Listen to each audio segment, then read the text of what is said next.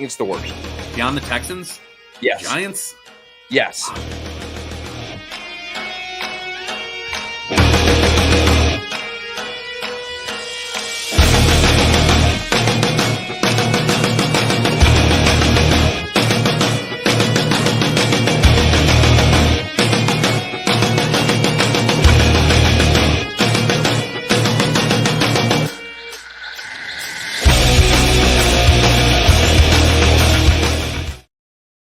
What's up, good people, and welcome into the Full Coverage Football Show. My name is Jeremy. That's my boy, Drew. You wearing a Gibbs jersey tonight? We got the Gibbs jersey on tonight. All right, let's go. I like that.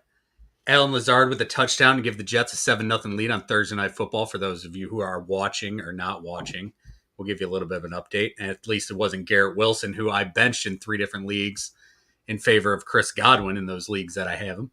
Let's hope he does nothing tonight. Brother Drew, how you doing tonight? I'm doing well, man. How are you? Long day for the young man. Yes, just walked in, sat down on the couch here, threw the Amazon Prime game on the 75-incher, and there you go. Life's good. Now we're here. We are talking football. We got a lot of fun to have tonight. We will talk random things like we always do. We do have somewhat of a script, but who the hell knows where we're going to end up? Who the hell knows where we're going to go? What do you want to get into first? You want to talk what happened last weekend? You want to go into some of our random questions? What do you want to do first? Let's rehash last week, man. All right, what's your favorite part of last weekend? I know it wasn't what your team did, getting an L. No, it wasn't what my team did. You have to be happy though. The Browns did get a win. Listen, they did get a win, but I'm still, like I said last week, until number 4 shows anything, I ain't putting any money on them. They got lucky they won because Jacksonville's a shit team, and Trevor Lawrence hasn't won like 3 months as a starting quarterback. It's like 7 or 8 losses in a row for him. Is it panic time for Trevor Lawrence? I mean, they have yet. What this year, and then do they need to make a decision after this year? What if they're going to give him the 5th-year option or not? Well, no, they signed him 5 years, $275 million, I believe they gave him already. Disregard. So, how you feel about that contract? It doesn't look good. I mean, in Jacksonville continues, and I thought Doug Peterson would do a solid job there. They continue to be mediocre at best. But no, my standout was the New Orleans Saints. Was the shocker of the weekend to me. 40 points back-to-back weeks. Yeah, and Derek Carr, and it's like, let me ask you, is that just because this was in Jerry World as well, for the record. Was that just bad Dallas, or was that just are the Saints for real, or is it maybe a combination of both? I think it's a combination of both. I think Dallas looked pretty bad. The Zimmer defense didn't work, but that front for the offensive line for the Saints, they're just bullying people. They're doing what your team does and just bullying people with the offensive line. And then Derek Carr is like, okay, play action is going to work. I can do whatever the hell I want. Throw a deep ball to Rashid Shaheed, who has the most 50-yard touchdowns in the last 3 years. There's a trivia question you could probably win some money on. You'd think it was Jefferson, Chase, or one of those guys, but no, it's Rashid Shaheed. And now Chris Olave and Shaheed, you basically have 2 wide receivers, but then your Kamara's reborn all of a sudden, which is nice. What was that like? That was like 2020 Kamara that we saw there on Sunday. I mean, to your point though, like I think Chris Olave is a really awesome player, what has been stuck in a really bad offense. But I think if they can continue to run the ball well, then Derek Carr is more than fine, right? Like that's the thing. It's like I don't think Derek Carr is a top 12 quarterback. No. But if you're able to run the ball and work play action, you don't have to be a top 5 to 7 quarterback to be a solid team and make some noise. And I mean, so far, not to overreact, but they've looked really damn good. And I know the Panthers last week, everybody was like, oh, well, that was just the Panthers. Well, I think a lot of people think that Dallas is a pretty damn good team. They are. So that's a pretty impressive win, and you do it on the road. And that was the shocker of the weekend to me. I mean, there were some other shockers because I thought that the NFL kind of got flipped on its head last weekend as far as like who you would think was going to win and what actually happened. But that was pretty incredible for them to hang 44 in Jerry World. Insane for them to do that. I didn't expect it. I think we all took the Cowboys. Another team we're surprised about. We're talking, Derek Carr. We've talked about Derek Carr a lot on the show as being a guy who we thought was okay, and we were surprised when the Raiders got rid of him. And then the Raiders go last week into Baltimore, into M&T Bank Stadium, and they send the Ravens to 0-2. And we'll talk more about that later. And then another crazy thing is San Francisco goes into Minnesota, and Minnesota beats them. Sam Darnold is playing like an MVP candidate right now, early in the season. And now they're 2-0. The Niners 1-1. It's a crazy weekend for football. I mean, your team, I said I gave them a little slide. It wasn't, great for your team. But 2016, they were in that game. They blew it. They're still learning things. Your team still looks fine. There's a lot of teams, though, that don't make any sense. One of those teams is Carolina, who you just brought up, and they benched Bryce Young.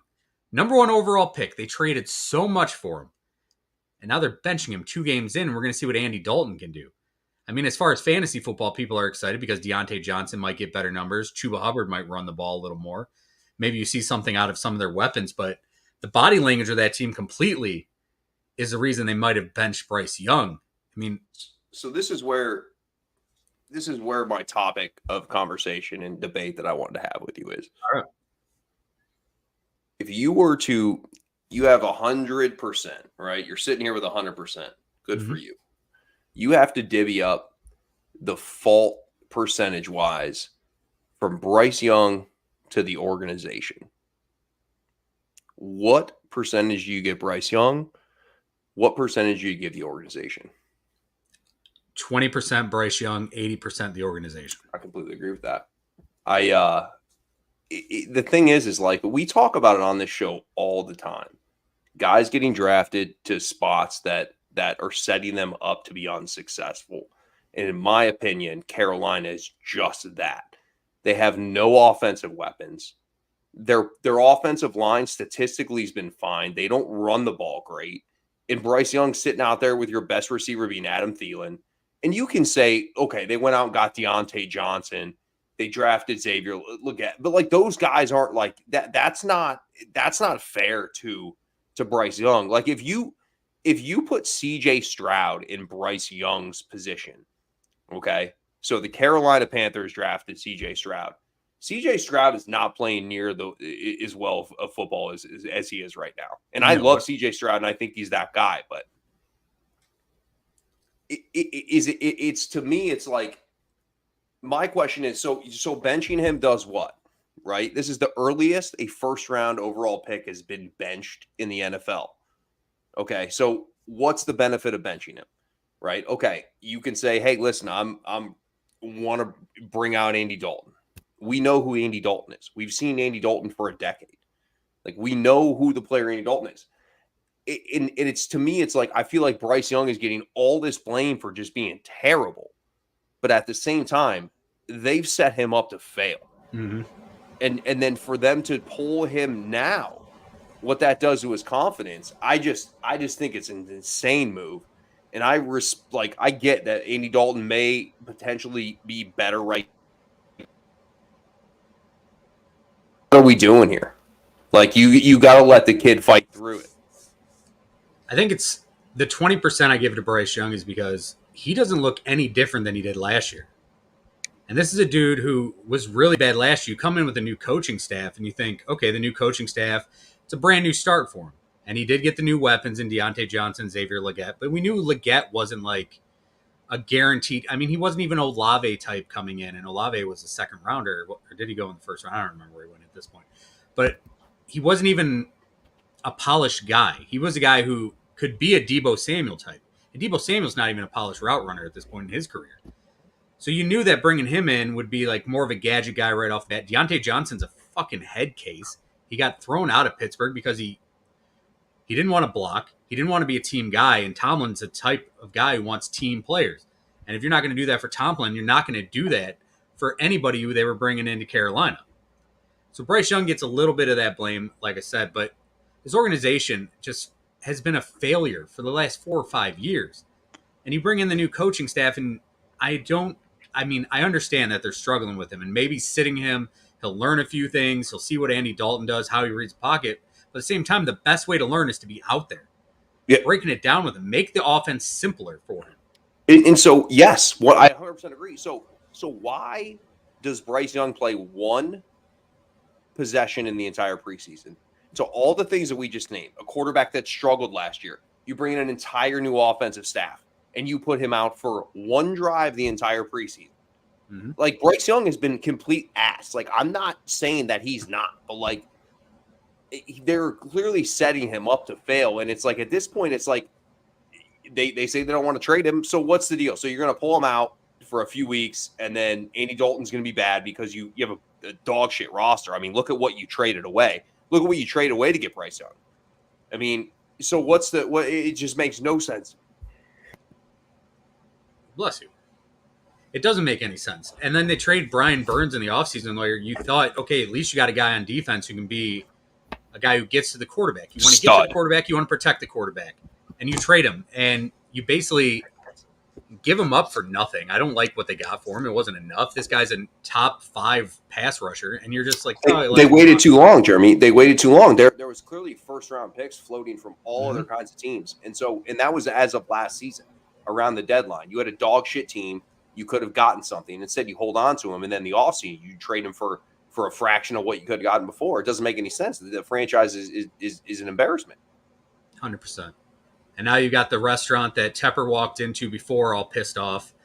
They're putting up numbers. Baker Mayfield 2-0, Sam Darnold 2-0, Matt Rule 3-0, Bryce Young, Panthers 0-2. Like, you're getting ripped in your own city. And it's bad because Carolina was a solid franchise at one point. I mean, they were so quick to be good, and it's just been terrible for so long, it feels like. Yeah, we talked about their ticket prices. And I have a buddy who lives in Carolina. And it's like, I think they've gotten to rock bottom. The problem is with these situations is I think Dave Tepper is a little bit more hands-on than he needs to be. And when you have a situation like this where the owner has a little bit more weight than he deserves in a franchise and not letting general managers and head coaches take kind of things over, it's a disaster because you can't get rid of an owner, right? And that's the tough part. It's like it wasn't long ago where Carolina was really damn good, and they've fallen off the face of the earth. Now, this is the first year for Dan Morgan, the new coaching staff, and all that. Let's see how they do in the future here, but it's a mess right now, and I don't know how you get out of it. That's a dog shit job. They tried to get Ben Johnson for 2 years. Ben Johnson's like, nope, no, thank you, not doing smart. That. Why go there and fail in your only chance possibly as a head coach when you can stay and keep building them with the monsters you have with that offensive line, with Gibbs, with Amon-Ra, with J-Mo? Why?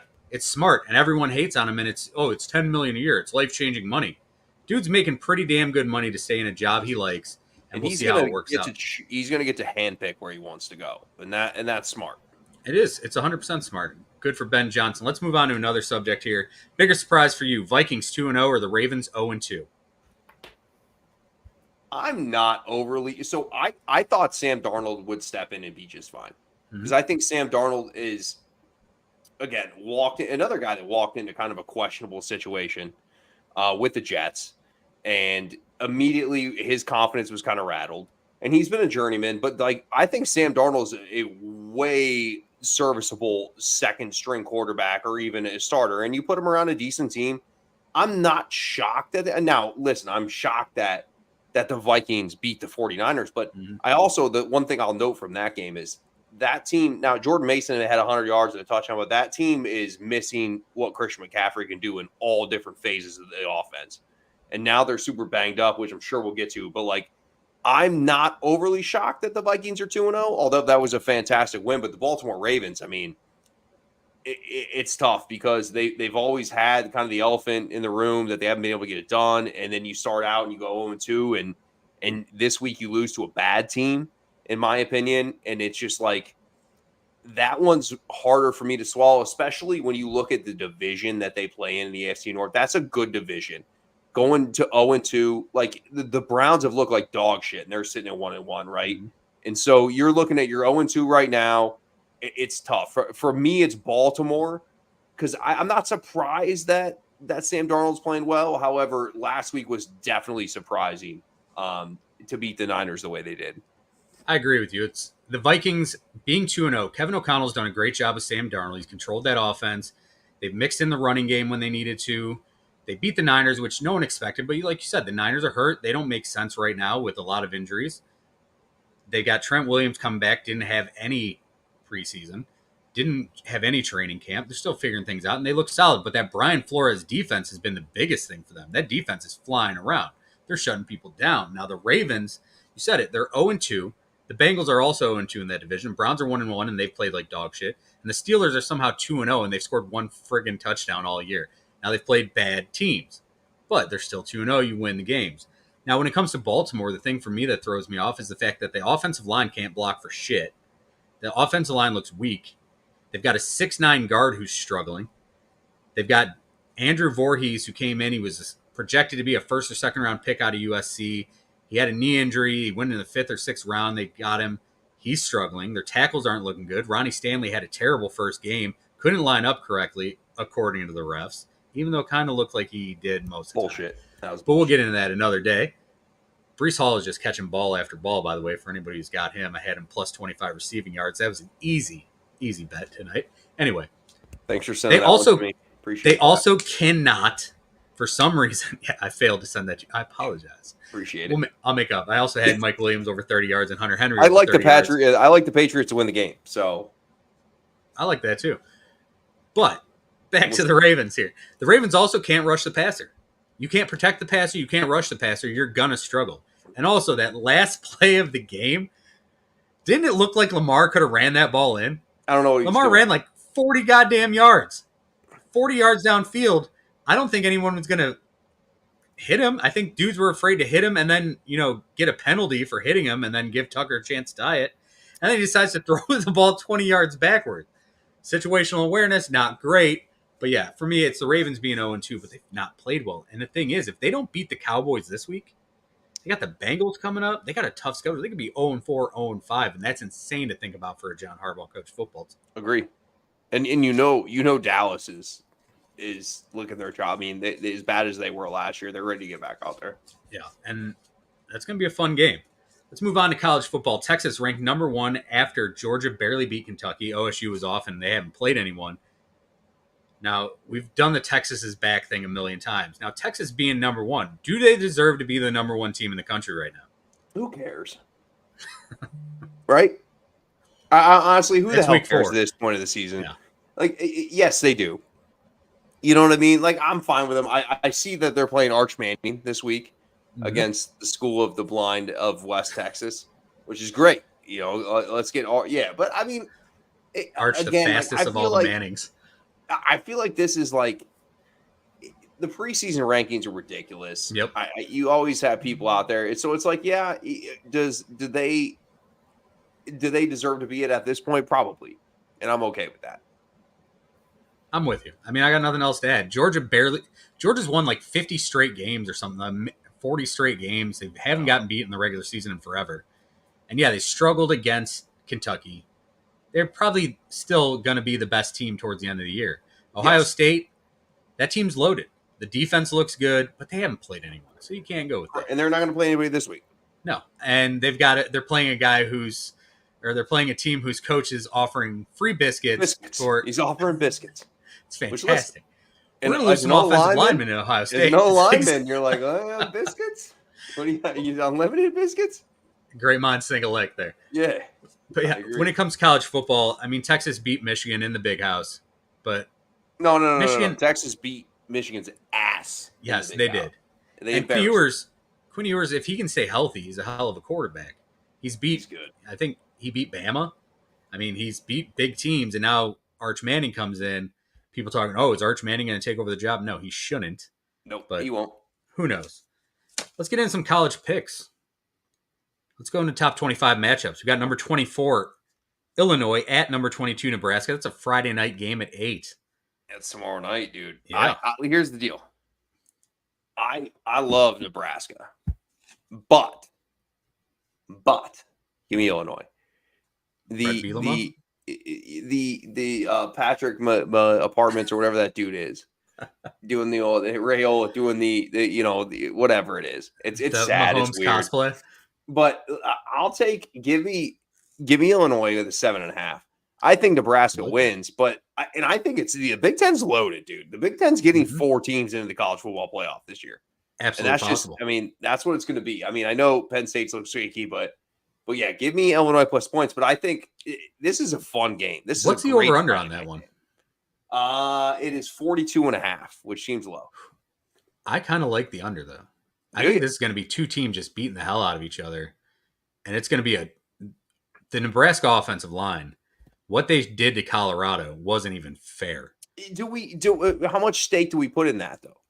Because the Colorado defensive line has been they throw a bunch of 240-pound guys out there. They get pushed around.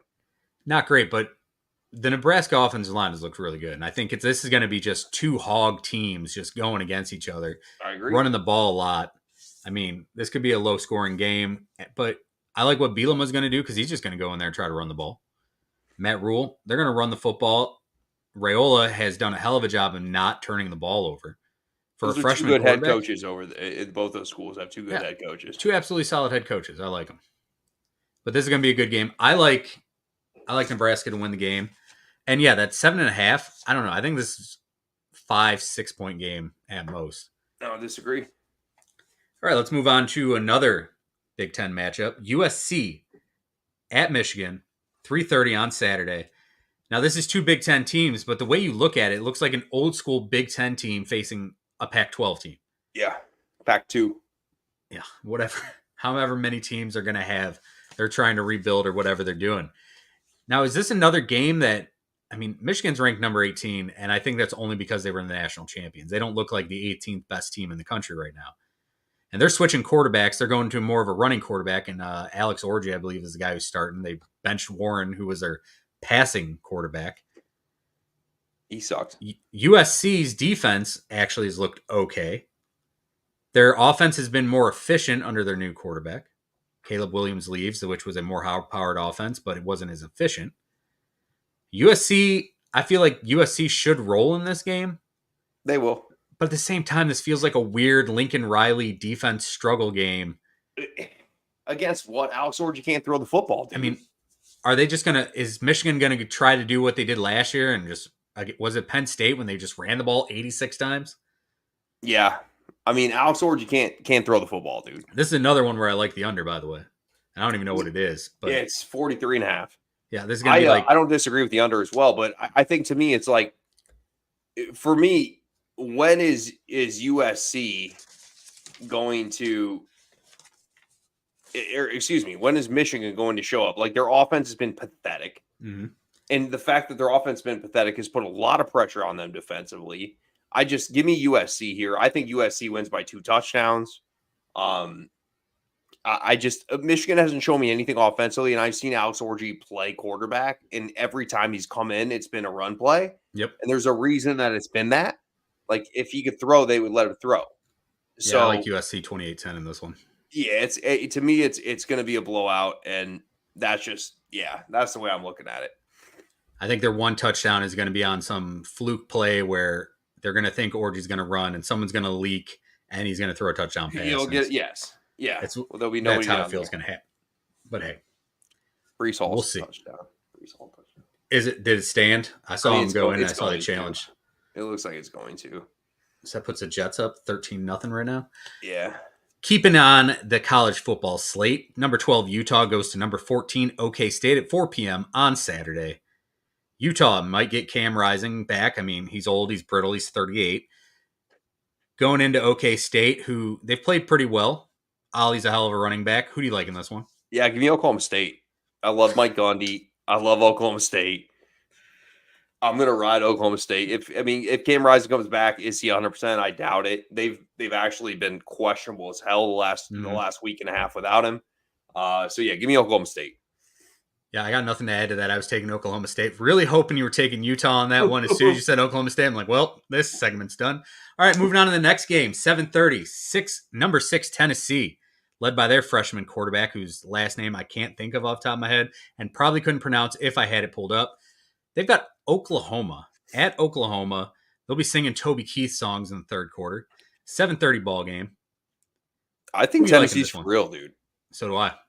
Yeah, give me Tennessee. I think Tennessee's the real deal. Their quarterback, Amaloavea, something along those lines. He's been fantastic. Yeah, I think Tennessee's for real. So give me Tennessee. I also think Oklahoma's a fraud right now. I don't think they've played as well as their numbers may show because they haven't really done anything. They don't have their quarterback has been okay. I don't feel like a wide receiver stepped up yet, and their defense is questionable. So let's see what Tennessee does. I hope I'm wrong, and I hope this is a good game, but I think Tennessee could run away with this one. Now, I agree. We can get into the NFL here. Jets and Pats. You said you got the Pats tonight. They're down 13-0. You sticking with it? I mean, yeah, I guess. It doesn't sound great. But listen, I don't think the Jets have been great. But again, Jacoby Brissett hasn't been able to do anything. Let me take a look at what the live odds is on the money line since we're sitting here. How long do you stay with Jacoby Brissett? I mean, dude, it's 13 to 1 money line. Okay. I don't know. I mean, the problem is Jacoby Brissett knows how to run the offense. Mm-hmm. He's going to do things the right way, but yeah, eventually you're going to have to bring in Drake May and go from there. But I guess I'll stick with the Pats because I like them plus the 6.5 is really what I like, but we'll see what happens. Yeah, the crazy thing about this is if the Jets win tonight, it's the first time they've won 2 games in September since 2015. That's tough to. I mean, what do you even say to that? It's not great. No. So you get it why they're so excited to have Aaron Rodgers, and Rodgers looked okay tonight. That's really the Braylon Allen and Breece Hall show. And Braylon Allen, what a steal of the draft. I thought he was going to be pretty solid. He's a 6'1", 235-pound running back who's just 20 years old. I mean, kid looks pretty good early on in his career here. Yeah, 100%. He's from Wisconsin, correct? Yep. Yeah. I mean, those Big Ten's kind of. I mean, we look at Jonathan Taylor. Like there's tons of Big Ten running backs that, especially from Wisconsin, that are damn good. So, yep. If you're looking at Jonathan Taylor, just don't look at him when he's pass blocking. We'll get into that later. While we're talking primetime games, let's go into the Sunday night primetime game. Chiefs and Falcons. Chiefs 3.5-point favorites going into Atlanta to face Kirk Cousins in primetime, who just led a game-winning primetime drive. That line feels a little odd to me. This feels like, is this a trap game for the Chiefs, or are we overthinking this with the 3.5? Is it down to 3 now? Yeah. It definitely is trappy, but I'm so betting the Chiefs. Yeah. I mean, Atlanta was fine. Atlanta defensively is very nice. Jake Bates, very good player. But again though, like I'm gonna bet on Mahomes until he loses it for me. And -3 in Atlanta just seems like a disrespectful line. So give me the Chiefs. People talking, okay, we haven't seen anything from Kelsey this year. Watch the entire film. Kelsey hasn't put up numbers, but what they're doing is they'll run Kelsey underneath.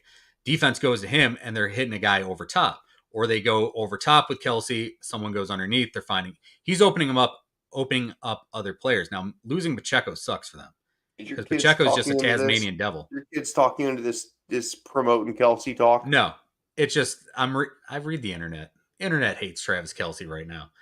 It's fine. His numbers haven't been good fantasy wise, but he's played well. It's the way this offense is rolling. And I still think it opens up everything for anyone else. And now losing Tasmanian devil there, Isaiah Pacheco, they're just going to put in P. Ryan, Kareem Hunt, Keontae Ingram, maybe CEH appears eventually here, comes off IR eventually. We'll see. But I think that offense is going to be fine. Yeah, Jesse Bates, Matthew Judon, they've been pretty good for that defense, but they're still not getting to the quarterback. And if you're not putting enough pressure on Pat Mahomes, give me the Chiefs in this one. I still got them by a touchdown. I agree. Kyle says Kirk Cousins was off of 3.5 quarters. Chiefs win. Weird line. Yeah, he was. And also Nick Sirianni kind of gave them that game by throwing the football, even though Saquon should have caught that ball. Why is the line at 3? I don't know. It doesn't make sense to me, but I'm still running up, move that line up to 6. I feel comfortable enough with that. Yeah, 6.5, the alt spread. I like it. I mean, and Kirk Cousins doesn't win in primetime either. So, like, that was a strange game.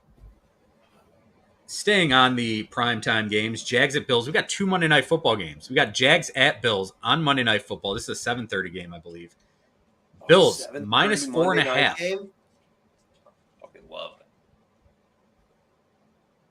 I love early Sunday night games. Yeah, we're gonna get 2 games. I think 7:30 and then 8:15. So they're gonna run simultaneously.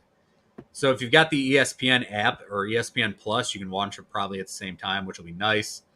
Otherwise, you're out here promoting ESPN. Yeah, I'm promoting Travis Kelce and ESPN. I'm just a pop culture promoter. No, you're a liberal. Also, you're a lib. You're calling you a big lib over here. I mean, next thing you know, I'm going to feel bad for Adrian Wojnarowski having to leave $20 million on the table because he couldn't take a shit without his cell phone. Like, come on, dude. I don't feel bad for you. Like, yeah, I get it. What's going on here? Did you hear that whole story about Woj? I did. And now he's like a GM of St. Bonaventure. I didn't even know there was college GMs. I didn't know that was a thing. Running the NIL. And this is why the show makes no sense sometimes. We got into this. Hey, while we're talking other sports, congratulations, your Tigers getting into the playoff race here. When we had the last time we talked, they were 3.5 back. Now they're battling for the wild card. Yeah. Gardo's just clinched a playoff spot. Congratulations. Good things for baseball. I want to say thank you to Cleveland, the city of Cleveland, everybody involved for getting those 2 out of 3 from the Twins. Now, from now on, I don't give a shit about your fan base. I hope you lose every game, but I do appreciate what you did for me the last 4 days. Hey, actually, was that 3 out of 4? Or was that 2 out of? I think it was 3 out of 4. Yeah, and I can't stand the Twins. I don't know why. It's Twins and White Sox, least favorite teams in this division. Well, also, while we're talking baseball, how about Shohei Ohtani? 6 for 6, 4 runs, 2 doubles, 3 home runs, 10 RBIs, 2 steals. Yeah. First 50-50 player? Yeah. You're going to get me involved in a whole different thing. I don't want to get involved with the salary cap in baseball and how fucking stupid it is. But yeah, Shohei Ohtani's real good. He's real good. And now he might pitch in October. Insane. Yeah, there's rumors of him. Crazy if he started games in the postseason. I mean, insane. Shohei Ohtani, different planet as far as baseball players. But Bills and Jags. Bills minus 4.5. I feel like that's a gimme. This is another trap game. Why is this only 4.5? The Jags have not looked good. Their offense line has been terrible. This is why we lost our ass in the NFL last weekend. All right.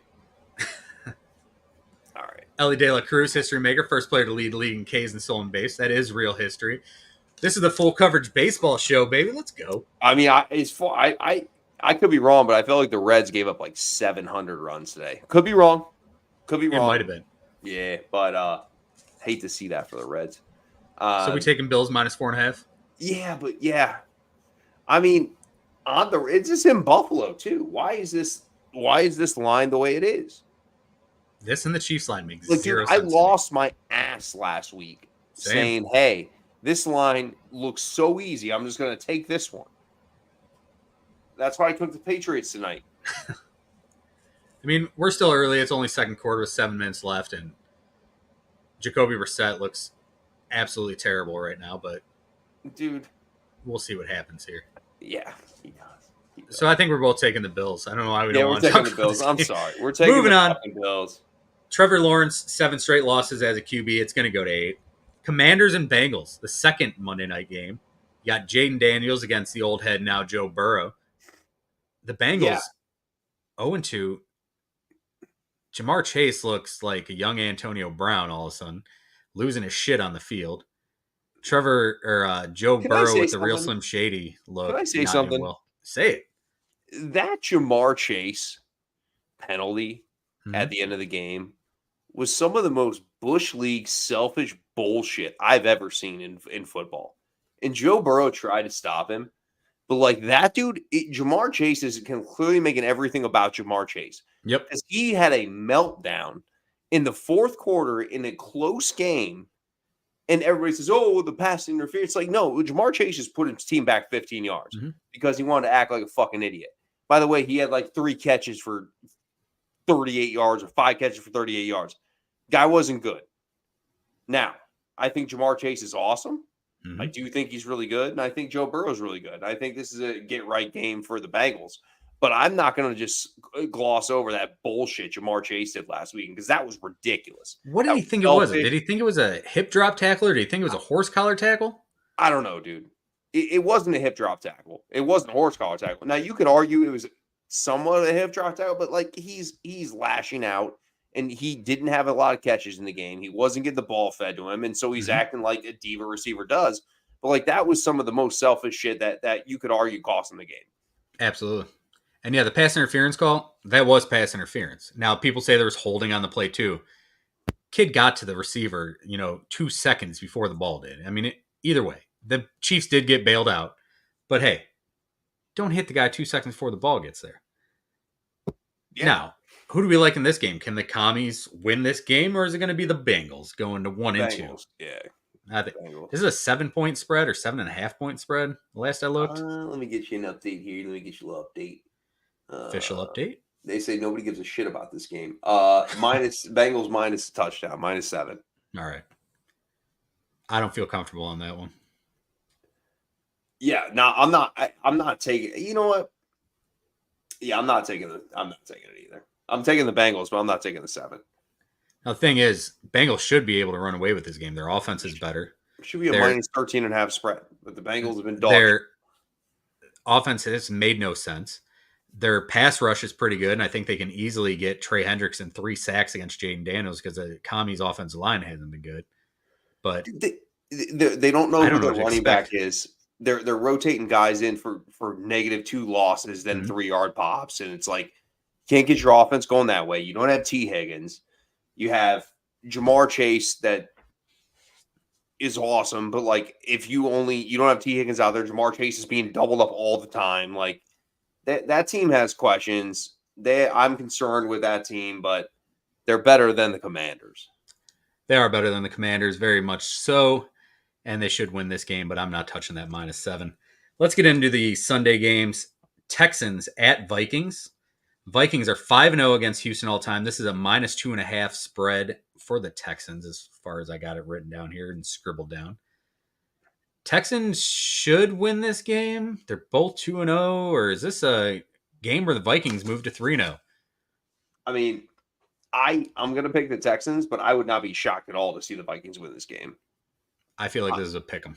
Yeah, to me, it really is. And I'll take Houston because I think they're a better team. I think they have the better quarterback. I know Sam Darnold's been great, and I think Sam Darnold will continue to be solid. But give me the Texans. I'm with you on that. I like the Texans in this one. Even if Joe Mixon doesn't play, I still feel good about it with Cam Akers, Dameon Pierce playing. I like their weapons all around. And yeah, Brian Flores has a tendency to throw off young quarterbacks. But I think CJ Stroud's just a different breed. Give me the Texans in this one. Let's move on to Bears and Colts. This one, I think it's like -1.5 Colts right now, last I looked. But Bears haven't looked great. Their defense has been all right. Offensively, Caleb Williams still thinks he's at USC trying to throw a ball fading away across his body, across the field. Does Anthony Richardson what? Does Anthony Richardson stink?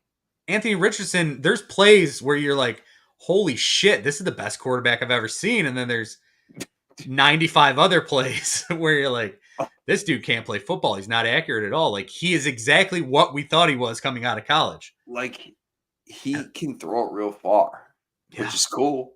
That's real cool if you're like in it, but he's not good. He's not I don't think he's a quarterback that can be an everyday, that's just not going to work. He's inaccurate. He doesn't read a field. Like, he's not good. But fuck the Bears. Give me the Colts. I'm going to take the Bears just because of their defense. Listen, if Shane Steichen goes out there and decides to run the football 90 times, if he goes Michigan against Penn State, they're fine. Jonathan Taylor can't pass block. He was god-awful and actually dude. He backed up his head coach on that. Dude was terrible. I saw so many highlights of him just getting blown up. And then it's like, we can't keep you out there on third down, guy. You're our best asset on the offense, but we can't keep you out there on third down because you're getting us lit up and your quarterback can't throw a pass, so we're in a lot of fucking third downs. Both teams should run the ball in this game. Like, Chicago, run the football. Let Caleb Williams get comfortable and don't force him to do whatever the hell he thinks he's doing. Like, Caleb hasn't been good. His nails have been wonderful, but he hasn't been good yet. And I'm not saying he's Bryce Young yet. 43.5 is the total. You are a big fucking under guy this week. All you keep saying is the unders. You're loving unders. I don't know. This game, listen, I want to take the under in this one. I would lean the under. I'm not going to bet it because this game could be 50-49. This game makes no sense. You should parlay every under for the whole week for like $1. Had I bet all the unders for college football the first 3 weeks, I'd be up. The unders were hitting like crazy. You'd be in the house like Diddy. You'd be in a Diddy house. I don't. Well, I'm not going to say what I was going to say on that. We'll take the high road on this one, and yeah, I'm not going to get into Diddy and Meek Mill shit right here. That's my bad. Yeah, Chargers at Steelers. Harbaugh going to Pittsburgh. I mean, we don't know if Justin Herbert's playing. Russell Wilson's not, so Mr. Unlimited still limited. Justin Fields against possibly. What the hell is it? I can't think of his backup. It's like Sparky's Plug or something is the backup. Sparkplug? Sparkplug's the backup. I can't think of his damn name. Okay. What is the damn backup quarterback for the Chargers there? I can't think of his name. Is it Easton Stick? Is it? Stick? Yeah, Easton Stick, Sparky Plug, whatever the hell his name is. This could be Easton Stick against Justin Fields. This game is going to be defense and running. The under has to be like 35 on this, or the over-under has to be like 35 on this one. I have no idea what it is, but I can't imagine a lot of points are expected. 35.5. Okay, look at that. Yeah, this game, run the football. J.K. Dobbins leading the NFL in rushing. Love to see it, by the way. 15 carries. A guy that's just been banged up for his entire career. Buckeye, for the record. It's good to see him. Hopefully, I hope he stays healthy all year. There was never like a doubt if like J.K. Dobbins was good. Yep. It was just like he just kept like tearing his knees up, and that's not ideal. No, it hasn't been good. Who you like in this one? Give me the Chargers. Again, to your point, I don't think the Steelers will beat anybody. They haven't been able to move the ball offensively. And I think Justin Herbert plays, and I think Justin Herbert is way better than Justin Fields. It's the battle of the Justins. Give me Herbert. I think Herbert plays. Give me Justin Herbert. Give me the Chargers. I don't want to hear people keep saying that Justin Fields is good right now. I like Justin Fields. I like him as a person. I liked him at Ohio State. Fine, dude, but he's not playing great right now. And don't say, look, it's Chicago who's ruining quarterbacks because Caleb Williams looks like shit. They've got one touchdown. Something with, listen, I don't hate him as a person. One touchdown. I'm sick of reading how, look at it. Look at this throw he made. Look at the inside throw to George Pickens.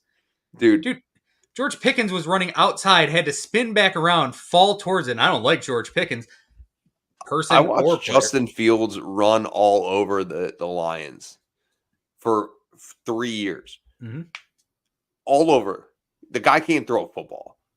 Like, he can throw a football okay. Like, he needs to get things done with his legs. The Lions always give up giant plays because that's just what they do. But, like, let's not act like Justin Fields is a quarterback that can sit back and pick apart a defense. He's still doing the same thing he did in Chicago. He's not throwing to an open spot. He's waiting for a guy to be open. And as you do that in the NFL, you're not going to be good. You have to throw a guy open. But for the Chargers, they've looked pretty good running the football. Joe Alt as a rook has been pretty good. Steelers defense is good. It's going to be Alt against TJ Watt, who looks like the best defensive player in football right now. But I still like the Chargers. Harbaugh moves to 3-0. The Broncos, who don't look very good. Bo Nix, who had a great quote and saying his interception was, I threw the ball to the other team. Fantastic. Love that quote. Being honest with it. He wasn't going to give bullshit. Bo Nix, who Drew's got a Bo Nix Auburn jersey. That's what he's going to wear next week. They could travel to Tampa to face Baker Mayfield, who has the most wins and touchdowns since December. 8 wins, 22 touchdown passes. Bucks 6.5-point favorites. Taking the Bucks in this one and the points? No, taking the Bucks without the point. Okay. I mean, Bo Nix though, him kind of sucking. Man, yeah, 2 games in. Kind of makes me feel good about all the shit I talked all those years ago, and then I was real worried. But no, give me the Buccaneers. Baker's playing good football, man. all these rookie quarterbacks so far not playing very well. We're 2 games in, but also the way that Sean Payton talked up Bo Nix had us thinking this was going to be prime Drew Brees and they were going to be in the Super Bowl, and he hasn't been good at all. And Baker, talk about a guy who was in a bad situation, then made a situation worse for himself, then went to a worse situation, and now has gone to a good situation. Having Chris Godwin and Mike Evans with you, pretty good. And who has the most wins in the NFL since 2020? The Tampa Bay Buccaneers. I'm going to just pass on the little jab you took there. We're just going to move on. But you definitely took a little jab. I didn't take a jab, Baker. No, you did. You took a jab at Baker. He was drafted into a bad situation where you said he made the situation worse for himself. He did. The last year he made the situation worse for himself because he was playing for a contract rather than playing when the coaching staff put him out there injured, injured. But he also chose to be out there and fought to be out there. Now, that was both sides were wrong in that situation. This is also a guy who went out on Christmas Day and said he was going to light it up and threw 5 interceptions in Green Bay. He lit it up, though. And then went 8 of 28 against 49ers and threw for 100 yards. I mean, he had bad times, but he had some good times. And it was better for him that he got out of Cleveland. And I like Baker, and I hope he does well. Now, Eagles at Saints. Eagles D makes no sense. Their front seven's trash. You've got 2 big-ass dudes from Georgia and Jalen Carter and Jordan Davis who look like they don't give a shit. If they show up for 70 plays a game, they'd be fine. They can't stop the run. They're giving up like 7+ yards a carry. And then you got the New Orleans Saints coming in who are just bullying people with that front line and running the ball down people's throats. Kamara looks like he's been reborn. Eagles or Saints, who are you taking in this one? Give me the Eagles. And I know all the things that you said are accurate 100%, but for me, I think that the Saints gotten off to a hot start, but I also think Philadelphia is a good football team. And the line, I guess I would take Philadelphia money line. I think that at some point the run stops in New Orleans, and I think this is a good football team coming in there. I'm going to take the Saints in this one. Only because of what I've seen from that Philadelphia defense since last, middle of November, where they just look like they can't stop anything. But I do think the Eagles are still a really good football team. I think Saquon's a hell of a player. I think Jalen Hurts is still a solid quarterback. They've got weapons. A.J. Brown, if he's out, it changes things. And I think he is going to be out. I think they said a few weeks. But until that front 7 for the Eagles does anything, like they signed Bryce Huff, gave him a ton of money, and he hasn't done shit. I mean, he's done barely more than Hassan Reddick, who's like, I don't need $8 million. I'm just going to sit there and hope they eventually give in, which that situation still makes 0 sense. Yeah. I don't get it either. Like, yeah, because he got traded. Mm-hmm. So unless you just hated the location 100%, you refuse to play, it's like, okay. But he just wants a new contract, and they're not going to give him what he wants. And then for you to just sit out and just eat that much money makes no sense. Yeah, you're not getting that money back at this point. They're gonna hold it against you. They're gonna have to trade him, dude. When you trade for a guy and you know he wanted a new contract, and you gave up assets to get him, don't you think, hey, maybe we should kind of work out this contract ahead of time? Like, both sides should have thought about this a little more. Speaking of things people should have thought about more, Danny Dimes, Giants starting quarterback, $40 million man. He's coming to Cleveland to face the Cleveland Browns and Deshaun Watson, who there were tweets saying, hey, look, it's Houston Deshaun again. No, it's not. Won't even get into that. The Browns, I don't even know what we're favored by. I know they're favored, and I know I said last week I would bet against the Browns until Deshaun shows anything. 6.5. Listen, I would bet against the Browns except for against the Giants. And Deshaun can play okay, I'm sure. I don't know what to expect from this game. I just know Danny Dimes, if you force him to do anything that he's not comfortable with, and that's playing quarterback, he's going to make some bad decisions. Browns defense should win this game. I don't even know. They could do the Brian Callahan punt on 1st and 10, and they should still win this football game. Yeah, I'm going to take the Browns as well. Now, I would not take the Browns in the points because I still don't trust Deshaun Watson. But Browns should win this football game. That's all I got. That guy might stink too. Yeah, give me the Browns. Giants are trash. Malik Neighbors looks like a hell of a football player, but that's the only guy that you're really worried about. Devin Singletary got some good runs off, and Motor Singletary, solid kid, good player, but you ain't worried about him that much. Let's see what I got. I got random notes here. I got like little shit written on pieces of paper while I was working today to kind of get ready for the show. Dude, do you want me to go to the next game? I have all the games in front of me. I got Packers and Titans as the next game. All right, perfect. Okay, so Packers at Titans. Jordan Love might play. Will Levis getting called stupid by his head coach, which I absolutely loved. And for him to say, yeah, I was pretty stupid. But the kid looks like a young Brandon Weeden. Now, I did hear something pretty crazy from Pete Prisco of CBS, and we know Pete Prisco says some off-the-wall shit. Will Levis's numbers through 11 games right now, better than Josh Allen through 11 games. Does that mean Will Levis is eventually going to turn into Josh Allen? Absolutely. Yeah. No, I don't know. I don't understand where people like, are we trying to do that? Like, Will Levis is actually showing signs of being solid, but at the same time, Will Levis is also thrown just like, what has he done, dude? The guy like, he just blacks out. Like, he jumped over a lineman and just threw a pass backwards, like for no reason at all. And then the week before, he basically fell down and just threw a pick six for no reason at all. Zero sense. I mean, Packers should win this game, even if Malik Willis plays. And this is a Malik Willis revenge game. Packers should win this game. I agree. Give me the Packers. I mean, what LaFleur did last week, where he just said, "Hey, fuck it, we're going to run the football," and then for you got your center throwing up on the football. Weird game for them, but yeah. Dolphins at Seahawks. Skylar Thompson season. I think this line is kind of weird too. Is this was like 3.5 or something at one point, or 4.5? I'm showing 4. Okay. Seahawks should be able to win this game, or is this just Skylar Thompson has weapons all around him and can possibly do some damage? Yeah, I'm gonna take the Seahawks, and then with you. I'm gonna be back in 2 seconds. I'm sorry. All right, go ahead. I will move on to the next game. So our next game, as Jahmyr Gibbs walks away, Ravens at Cowboys. Now we talked about this game earlier in the show. Ravens 0-2, Cowboys 1-1. Cowboys started the season dominating the Cleveland Browns.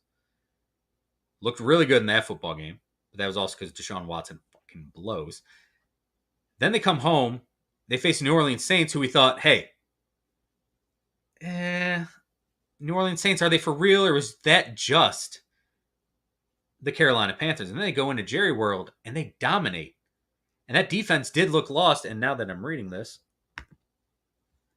as a Cowboys fan, I'm in hell watching this team. Can't run the ball, and everyone knows it. Defense is lost. Mike Zimmer is lost. I hate Mike McCarthy.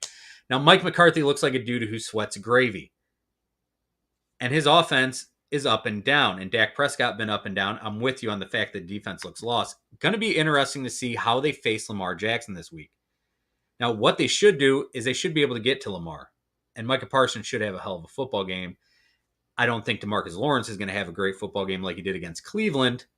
But they should still be able to get to the quarterback in this game because that Ravens offensive line sucks.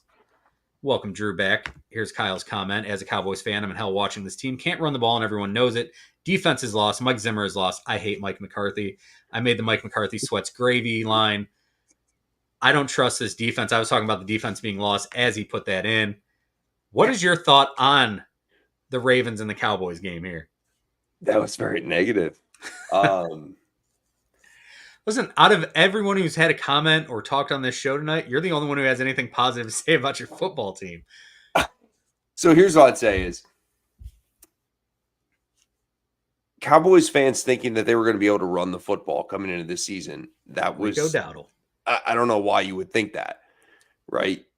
You bring in a young guy. You also just have Zeke and Dalvin Cook like it's 2019. Yep. Like it's just not. It's just not going to work. Like the Cowboys are going to be fine. They're good enough offensively. They have weapons. They're going to be able to move the ball. Their defense is getting dinged up now as well. Our guy Trevon Diggs, big draft guy. Our guy, huge. He's dinged up. For me, it's tough. But I actually will take the Cowboys this week. I also am taking the Cowboys. Yeah, I think Baltimore's got some issues. I think it's a Micah Parsons game. Micah Parsons should dominate this game, and I still don't trust Lamar throwing the ball all the time. So I'm going to go with that. Let's see. Ravens line, blah, blah, blah. Niners at Rams, two injury-riddled teams, as I said. Niners are deeper, though. They still got their quarterback. They still got solid weapons around him. Matt Stafford on the other side has basically no one at this point. Puka out. Cooper out. I mean, they're down to like their third string tackles. They're struggling. Defense is hurt. They're missing Aaron Donald over there. I think this was 7.5 point spread, which I'm not 100% comfortable with. But I take the Niners to win this game. Yeah, I'll take the Rams. Okay. Yeah, I like the Rams. I know they're completely banged up. I guess Cooper Kupp not going on the IR, which seems like a good thing. Mm-hmm. But yeah, with Nakua and Cooper and the tackles, or you know what I mean, it's tough. But I'll take the Rams because the 49ers offense is depleted as well. So it's basically like just 2 second units going at it. This is a game where you expect Brandon Ayuk to earn that contract. He hasn't really done anything early in the season. Juwan Jennings is a guy who steps up for them every now and then, but Kittle also might be out. He didn't practice today. I do expect Kittle to end up playing. But even though we talk about players being out, Kyron Williams still there, Blake Corum, who we haven't seen anything from yet, really, still there. Maybe they run the football. Maybe they do something. And I still like Demarcus Robinson. There are still some weapons there. Maybe Tutu Atwell finally has a good game for the Rams. And I mean, it's tough for a guy who's 5'5", 115 pounds, but... Name Tutu. Yeah, hell of a name.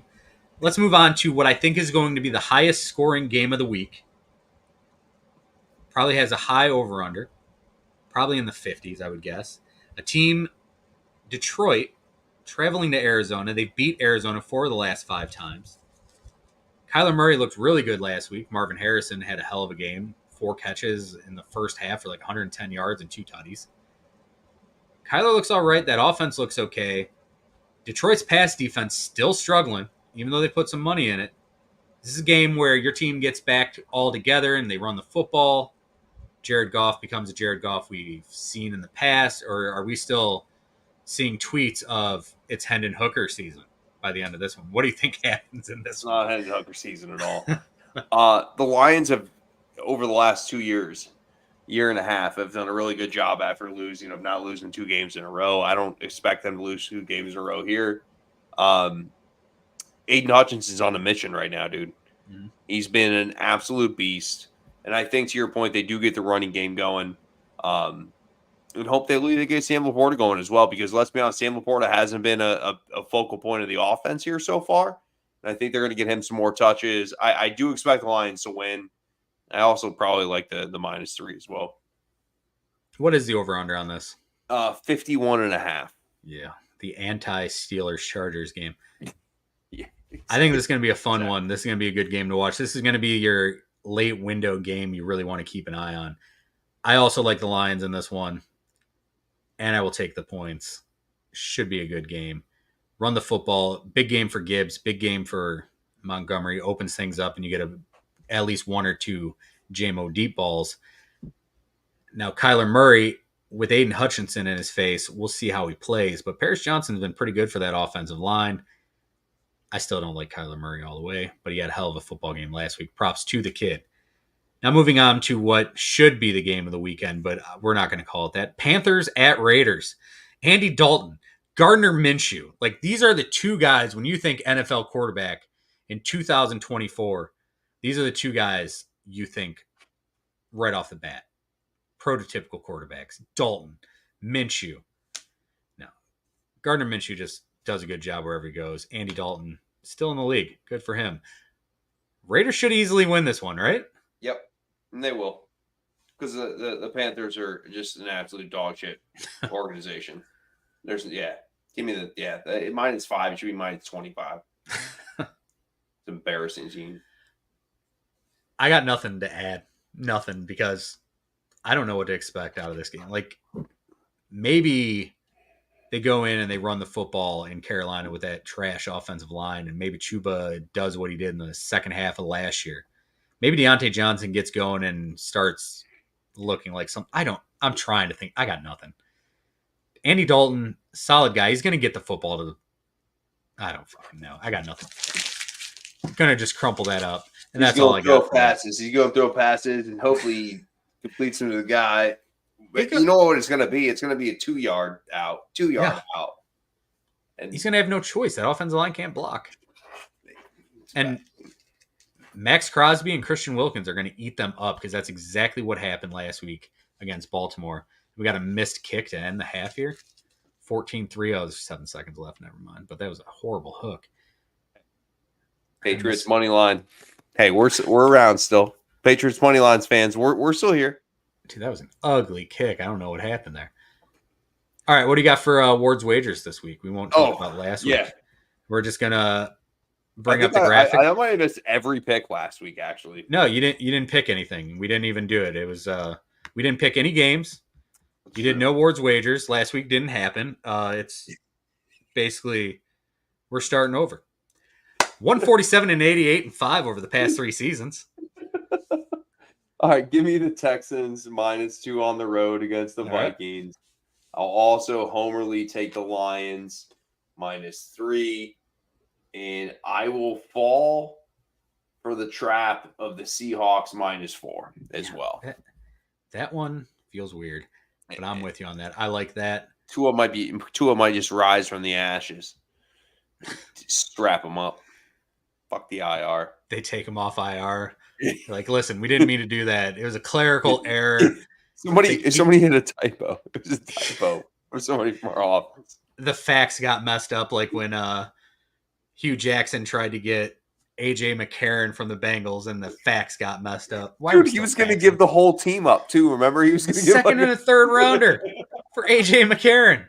The best XFL quarterback there was, though, or was it UFL? I don't even know what league he played in for the St. Louis Battlehawks or whoever the hell it was. Hugh Anything Jackson else? Was off the chain, dude. We need Hugh on the show. Oh, man, they just killed Jacoby Brissett. All right, sorry. That's my bad. And we're 14-3 going into halftime. Jacoby Brissett's still alive, apparently, but yeah, it looked like he got annihilated when he threw that ball. He did. Patriots do start the ball, or with the ball in the second half. We'll see how that goes. Hunter Henry wasn't even going for the football there. He's like rubbing the dude's belly. It's a business decision. Yeah, good for him. Good for Hunter Henry. Anything else you want to get into before we get out of here tonight? That's it, man. Enjoy the rest of the game. Hugh as well. Also, upset special. Take Louisiana money line this week. I don't remember who they played, but I wrote it down. Just Louisiana. Yes, the Cajuns.